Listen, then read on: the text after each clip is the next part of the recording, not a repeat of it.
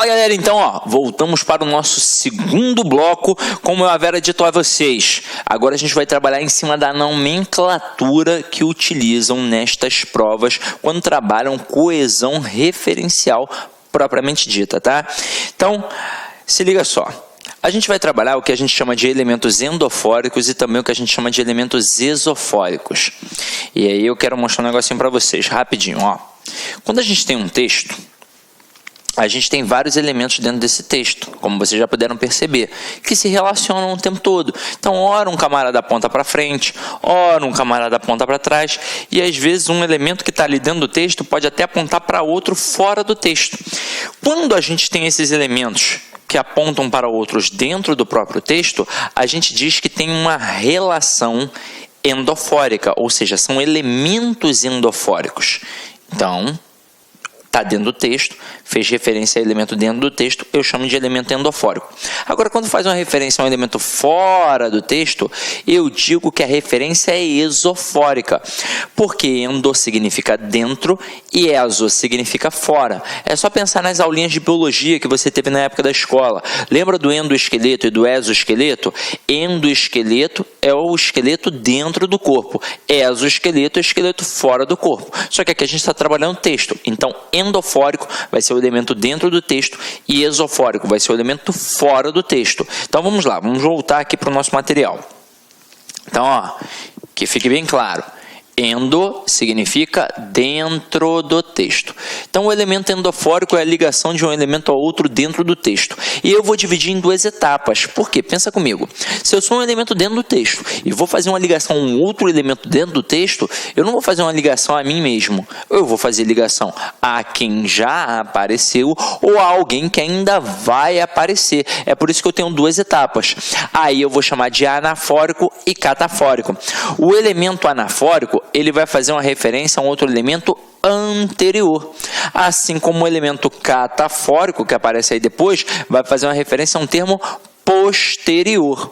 Agora, este elemento anafórico, ele sempre vai apontar para trás, para cima e para trás no texto.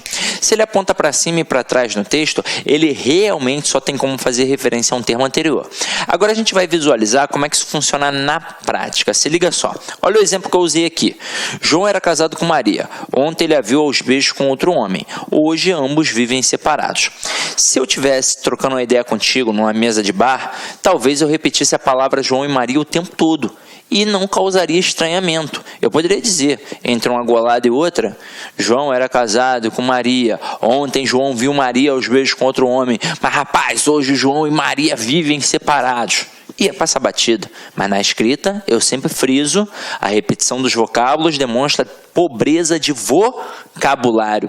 Então aqui eu tenho notoriamente os personagens principais, João e Maria.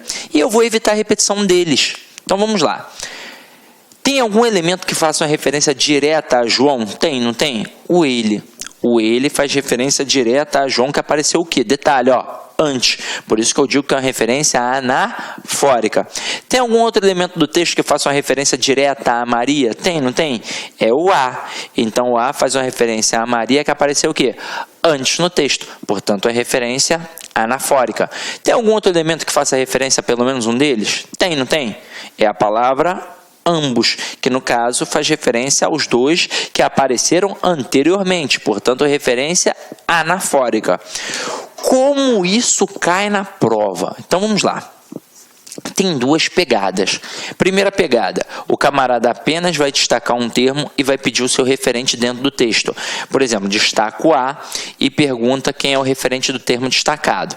Se você procurar com calma e atenção, você vai achar rapidamente a palavra Maria. Como ainda nessa pegada, o avaliador pode tentar te derrubar. Ele pode tentar te derrubar distanciando os referentes. Exemplo. Aqui está muito fácil porque está logo na linha abaixo, mas num texto de prova, o camarada pode botar um termo na linha 3 e um outro termo na linha 10. Poxa, distanciou um pouquinho, mas se a resposta está ali dentro do texto, basta ter calma e atenção que você vai achar.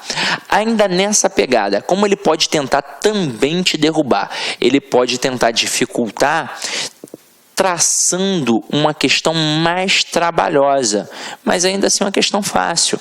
Ele poderia fazer assim, ó, dentre as opções abaixo, assinale aquela em que o termo destacado não encontra correspondente adequado entre parênteses. E aí, nesta hora, o que ele vai fazer? Ele vai criar provavelmente umas 5 questões. Ou seja, ele vai fazer com que você volte ao texto 5 vezes. Porque numa única questão, em que ele te dá 5 opções, ele faz você voltar 5 vezes ao texto. E aí, ele poderia fazer assim, ó. Ontem, ele a viu aos beijos com outro homem. Seria uma alternativa A, por exemplo. Aí ele vem, destaca a letra A e coloca entre parênteses Joana. E aí, o referente do termo destacado está adequadamente apresentado entre parênteses? Não, só estaria se ele escrevesse entre parênteses a palavra o quê? Maria. Ok? Beleza? Então, fugindo dessa pegada, a gente vai agora para uma segunda pegada que só quem fez cursinho, seja presencial ou online, é capaz de acertar. Porque provavelmente você não aprendeu isso na época da escola. É o camarada utilizar a nomenclatura. Ele vai destacar o A, por exemplo, e vai perguntar qual é o tipo de coesão trabalhada ali. Se é uma coesão anafórica, catafórica, isofórica, sequencial e por aí vai. Você que já sabe o processo, vai perceber que é um termo que está fazendo uma referência a um outro elemento dentro do texto e que, detalhe, que apareceu anteriormente. Portanto, só pode ser uma coesão referencial anafórica, porque fez referência a um termo anterior. Ok? Beleza? Sidney, então é muito fácil. Esse cara não vai me derrubar de jeito nenhum, mas ele é maldoso e ele vai querer te derrubar com este exemplo aqui, ó. Olha o segundo exemplo. É um exemplo em que eu uso os demonstrativos. Ó, Neymar e Negueba são jogadores de futebol. Este é craque, aquele é pereba. Aí eu te pergunto, quem é o craque? Provavelmente um montão de gente aí em casa respondeu Neymar. Porque o cara pensa, pô, Neymar joga no Barcelona, joga na seleção, pô, camisa 10, pô, é o capitão, ele é o craque, né, Sidney? Mas pra mim não. Eu sou Mengão, então craque para mim é o Negueba, o Neymar é um firuleiro. Agora, sem brincadeiras, é óbvio que essa concepção de dizer que um cara é bom de bola ou ruim de bola, que é feio, que é bonito, é algo muito subjetivo. Muito subjetivo. Eu realmente posso achar o Neymar ruim de bola, assim como eu posso achar o Negueba bom de bola. Essa é a verdade. Agora aqui eu fiz uma brincadeira com vocês, utilizando os demonstrativos. E isso tem que ficar bem claro, mas bem claro mesmo. Vamos lá. Antes da gente partir para o exemplo, eu vou mostrar um negócio bem bacana para vocês.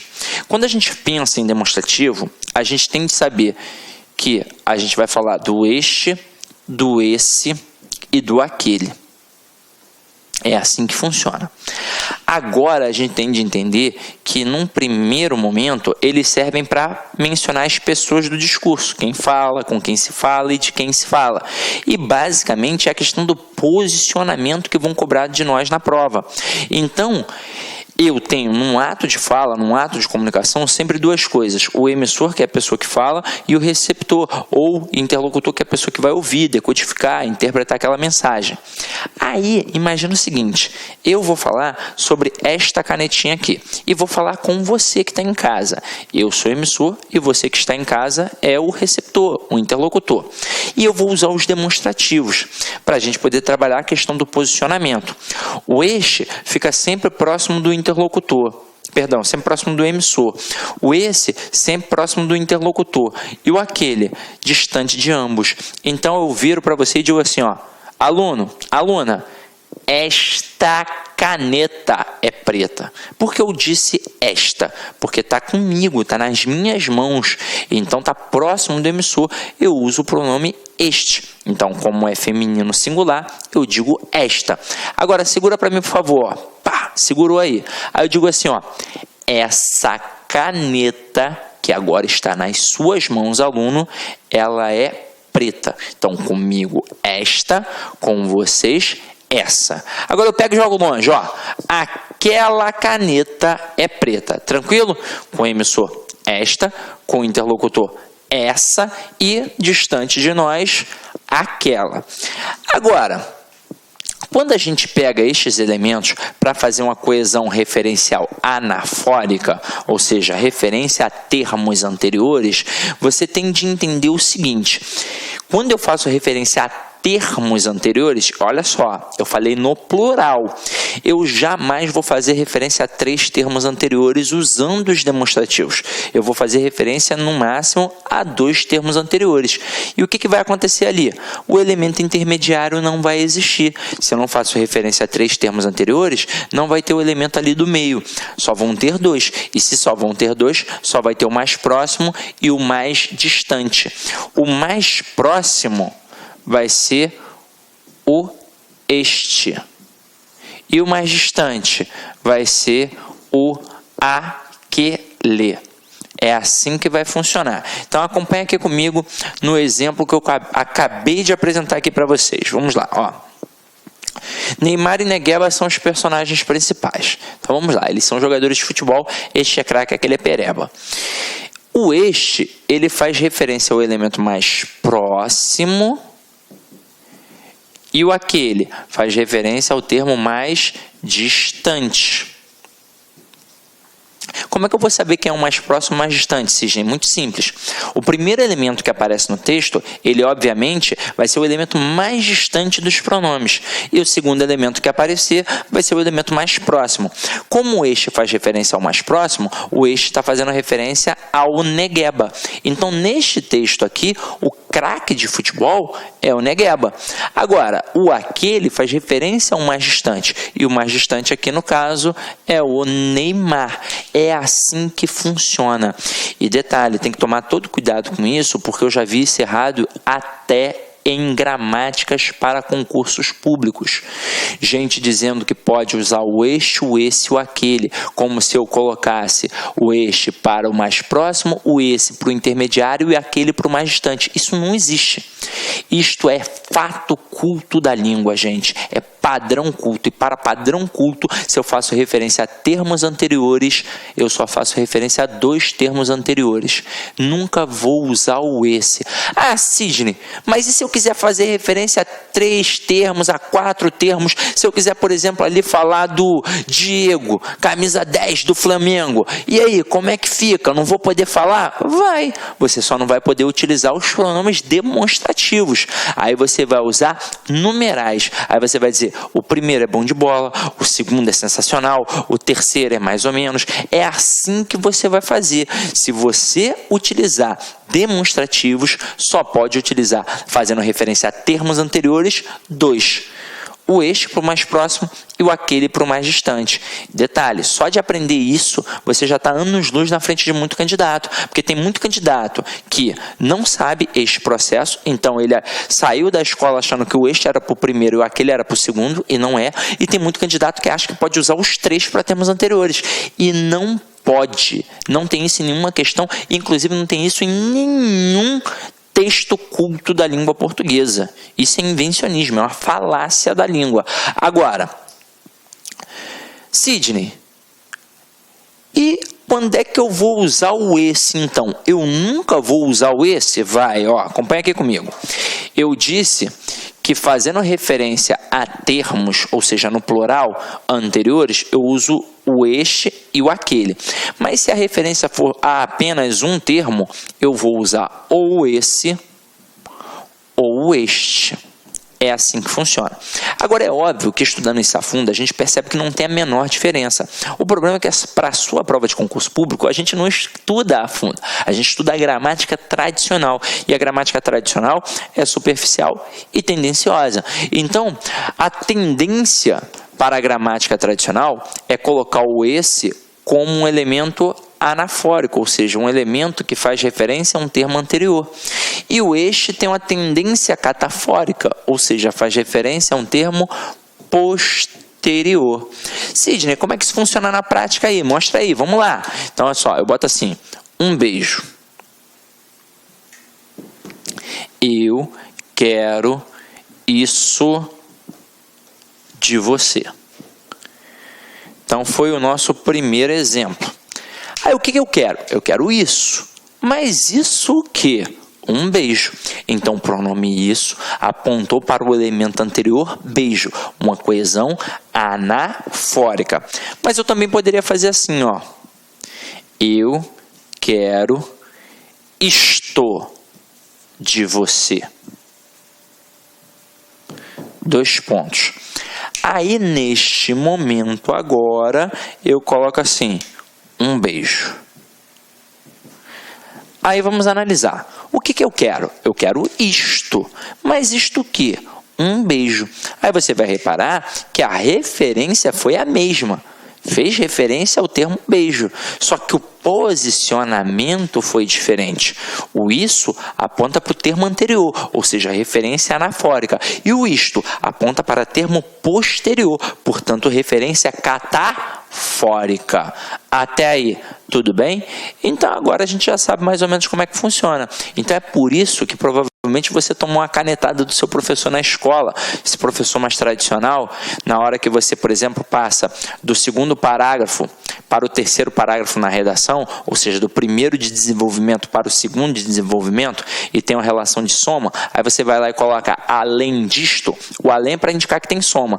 O disto que você colocou foi para fazer referência ao parágrafo anterior. Só que ele te deu a canetada porque ele queria que você botasse além disso, ou seja, de tudo aquilo que foi mencionado anteriormente. Agora, voltando aqui, a gente vai falar do catafórico.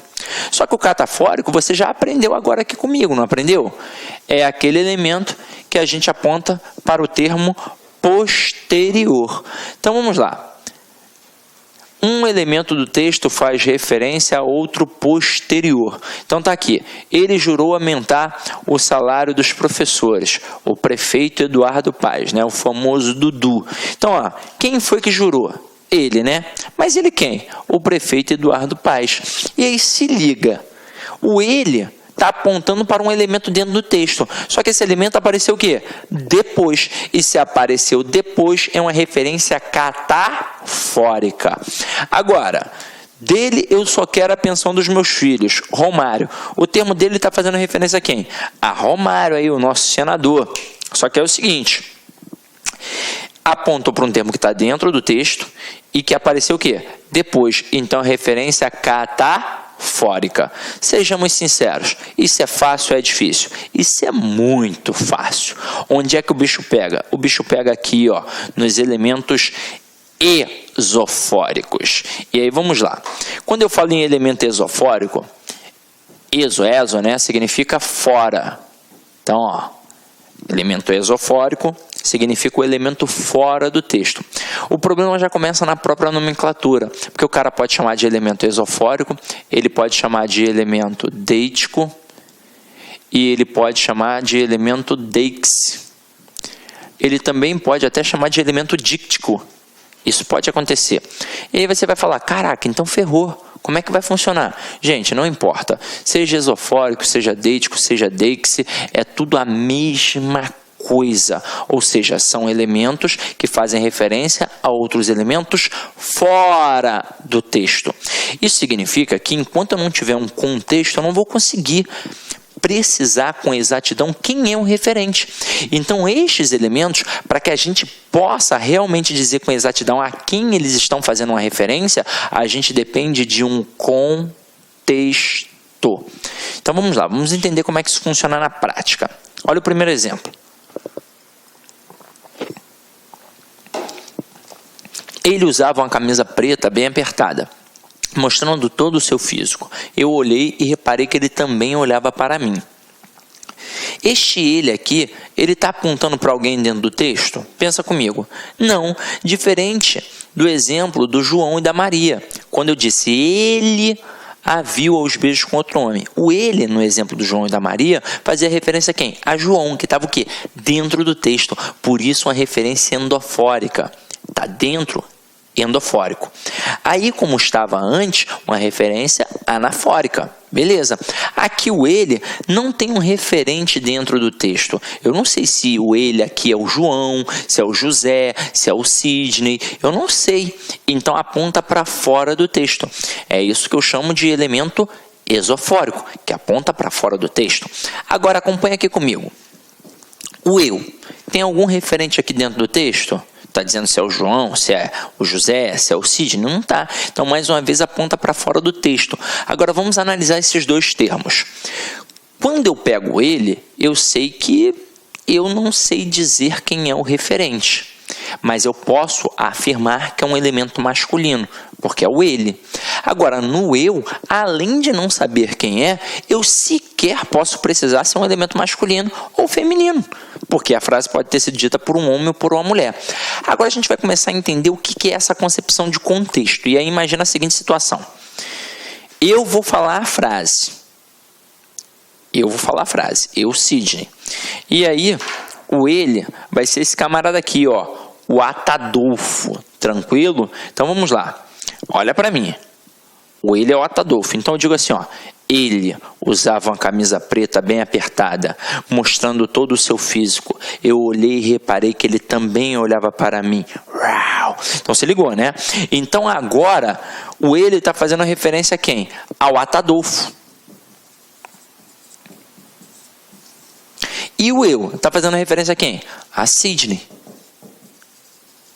Só que é o seguinte, em algum momento eu mencionei no texto o nome do Atadolfo ou o nome do Sidney? Não, eu só disse aqui que o camarada que estava aqui era o Atadolfo e que quem estava falando era o Sidney, para vocês poderem entender a concepção de contexto. Mas eu não disse assim, ó, o Atadolfo, ele estava com a camisa apertada. Eu não fiz isso. Não fiz. Então, por não mencionar, a gente sempre vai ter o elemento esofórico, que eu só vou descobrir diante de contexto. Olha a próxima frase aqui. Amanhã eu faço aniversário.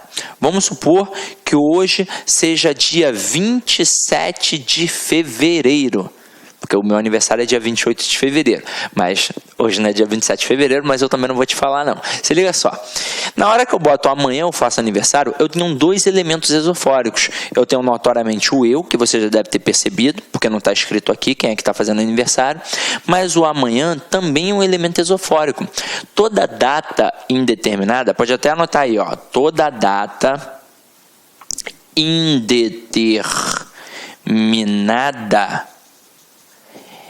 é um elemento esofórico. Por quê? Porque a gente não sabe. Imagina o seguinte, você chega a uma sala de aula, olha para o quadro, a única coisa que está escrita no quadro, amanhã eu faço aniversário. Você não sabe nem quem escreveu, nem quando foi escrito. Por isso que nós temos dois elementos esofóricos. Agora, vamos criar um contexto para isso.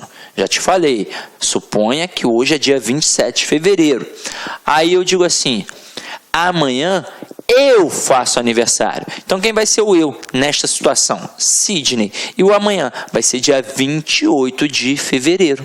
Tranquilo ou não tranquilo? Então começando a entender essa concepção de contexto? Então vamos para o próximo exemplo. Eu te amo. E aí imagina comigo aqui agora. Eu tenho elementos esofóricos? Eu tenho. Pega na mesma forma. Olhou para o quadro, a única coisa que estava escrita, a frase eu te amo. Você não sabe nem quem escreveu, nem para quem foi escrito. Então você não sabe nem quem ama, nem quem é a pessoa amada. Ou seja, não sabe nem quem é o eu, nem quem é o te. Agora, vamos entender mais uma vez essa concepção de contexto. Eu olho para você no fundo dos teus olhos e eu digo eu te amo. Então o eu é o Sidney e o te é você que está em casa. Tranquilo ou não tranquilo? Agora, vamos dificultar isso daqui um pouquinho mais. Vamos lá. Vamos supor que a gente está realmente dentro de uma sala de aula. Aí, você levanta e vai beber uma água. Você que está em casa. Aí, ao voltar, tem um bilhete em cima da sua mesa, escrito eu te amo. Suponhamos que o seu nome seja Jocrete, tá? Seu nome é Jocrete agora. Eu não sei, né? Não dá para eu pegar todos os nomes, então seu nome é Jocrete. Aí tá escrito eu te amo. Beleza? Tranquilo? Pensa comigo. Tá em cima da sua mesa. Você não viu quem colocou, porque foi na hora que você foi beber a água. Quando você voltou, tava lá. Continua tendo elemento esofórico? Continua. 1 ou 2? 2. O eu notoriamente é esofórico, porque você continua sem saber quem é. Mas o T também é esofórico, tá? Ah, Sidney, mas eu sei que é para mim. Você só sabe pelo contexto, porque se estivesse na mesa do amigo ao lado, da amiga ao lado, seria para outras pessoas. Por exemplo, se estivesse na mesa da Atadolfa, seria para a Atadolfa. Se estivesse na mesa da Joana, seria a Joana. Se estivesse na mesa da Maria, seria a Maria. Se estivesse na mesa da Clara, seria a Clara. Só é a Jocrete porque está na mesa da Jocrete. Ok? Tranquilo? Belezinha? Até mesmo porque se tivesse largado no chão, eu tenho certeza que ninguém ia ficar brigando por um bilhete assim. A não ser que fosse dia dos namorados e você estivesse completamente desesperada, né? Não? Agora, vamos criar uma outra situação. Você saiu, foi beber água, comprar um doce, alguma coisa assim do tipo, e quando voltou, o bilhete estava lá. Só que agora estava assinado, ó. Eu te amo, assinado Sidney Martins. Então vamos lá. Eu agora continuo tendo elemento esofórico? Eu continuo, só que apenas um. O eu, ele deixou de ser esofórico, porque agora aparece aqui no texto. Quem é o eu? É o Sidney. Detalhe, apareceu depois. Então foi feita uma referência catafórica.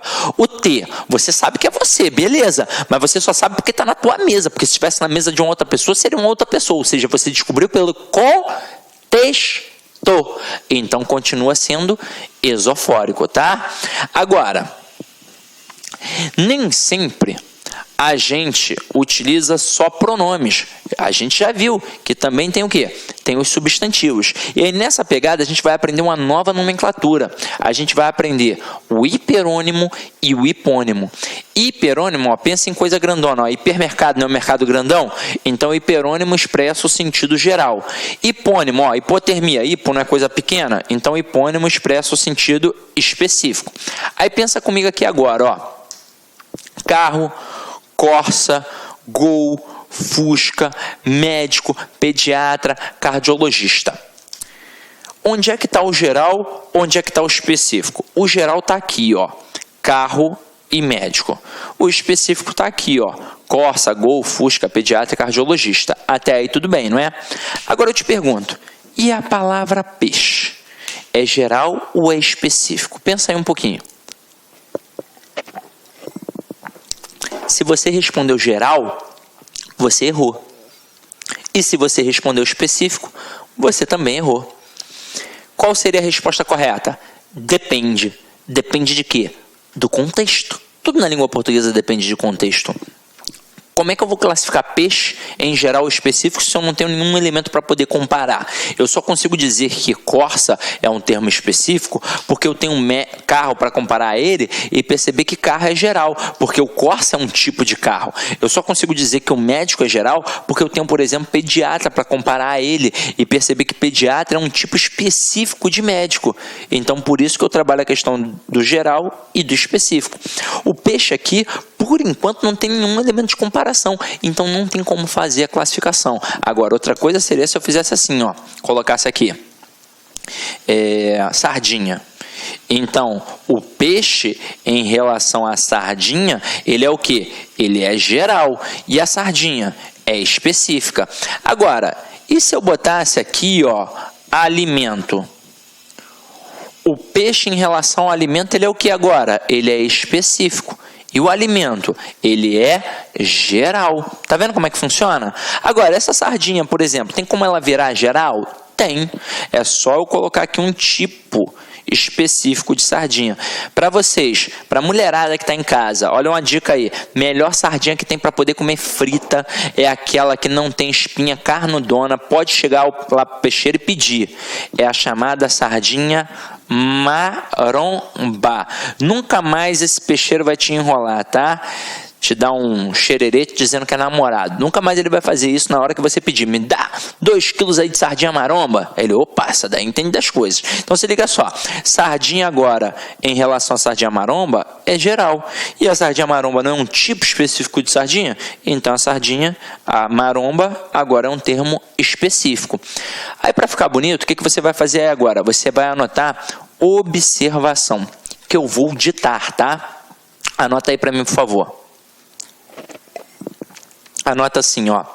Não existe geral ou específico. Ponto. Haverá sim, vírgula, a partir de um contexto. Ponto.